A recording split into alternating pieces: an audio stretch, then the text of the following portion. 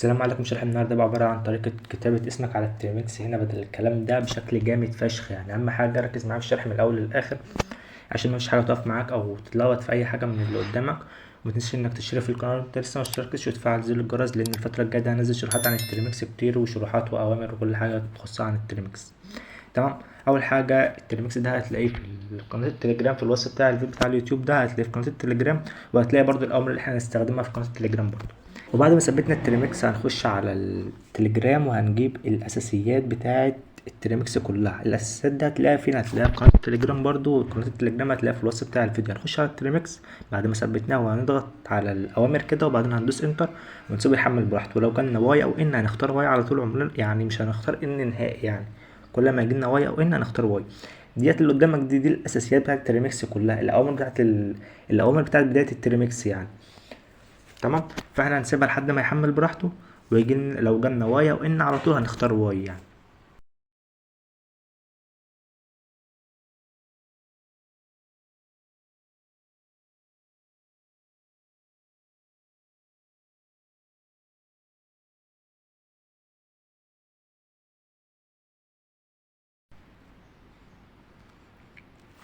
وبكده زي ما انت شايف خلص تحميل اوامر التريمكس.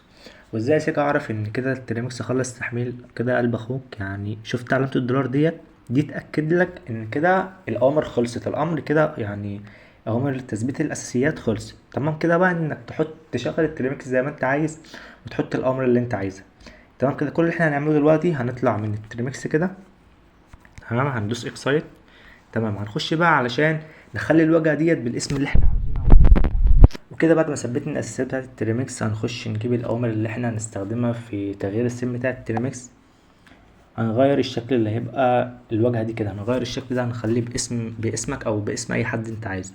تمام. الاوامر دي هتلاقيها في الوصف بتاع الفيديو في قناه التليجرام بتاعتي. تمام. ده اول امر ده هناخده كده، هناخده كوبي وبعدين هنخش على التريمكس وهنحط الامر وهندوس انتر ونسيبه لحد ما يحمل ويجيب لنا علامه الدولار دي كده. اول ما تجيب لنا علامه الدولار كده نعرف ان الامر خلص تحميل. هنخش نجيب تاني امر كده وهنحطه هنا وبعدين هندوس انتر ونسيبه لحد ما يحمل براحته. لو جاب لنا علامه الدولار يبقى كده الامر خلص تحميل، ولو جاب لنا واي او ان هنختار واي على طول. يعني كده جاب لنا واي هنختار واي وبعدين هندوس انتر ونسيبه لحد ما يحمل براحته.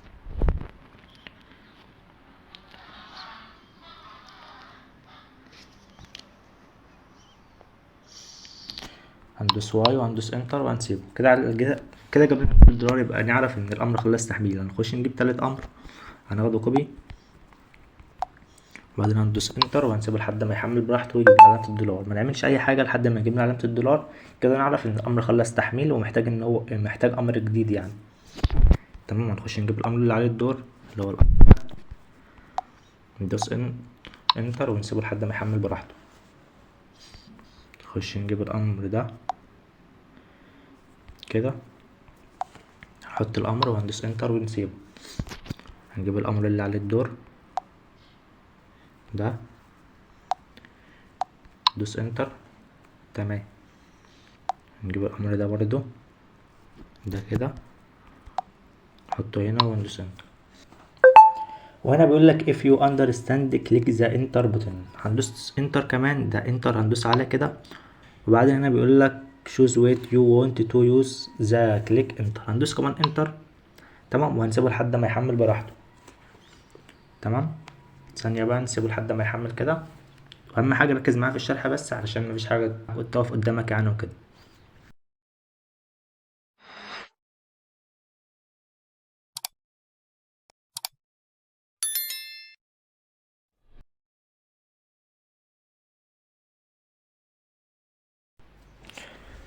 وهنا جاب لنا الامر، هنستنى برضه شوية.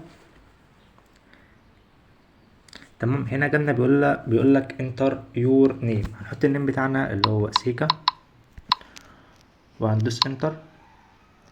تمام. هنستنى 5. هنا بيقول لك كودكس وجاب لنا الامر اللي احنا هنحطه جديد اللي هو الامر اكسايت. تمام. هنحط الامر ده وهندوس انتر. كده طلعنا من التريمكس. هنخش هنلاقيه جاب لنا النيم بتاعنا والسم بتاع التريمكس اتغير. تمام. قال له اهو يعني استنى برضو. نخش على التريمكس تاني. هيفضل يعني السيم ده هيفضل موجود على طول، يعني مش هيتشال نهائي خالص. تمام. وبرده ما تقلقش من اي حاجه، لو انت حطيت اي اوامر في التريمكس برده يعني مفيش اوامر هتتلخبط ولا في اي حاجه يعني مفيش اي حاجه تبقى غلط يعني. تمام. وبدل ما هتجيلك علامه الدولار هيجيلك ال هيجيلك دي بدل علامه الدولار، وكده برضو اسهل عشان لو انت بتتلخبط من علامه الدولار او لو في حاجه غلط في علامه الدولار يعني مش بتشوفها وكده، دي بتعرفك ان الامر خلص وكده.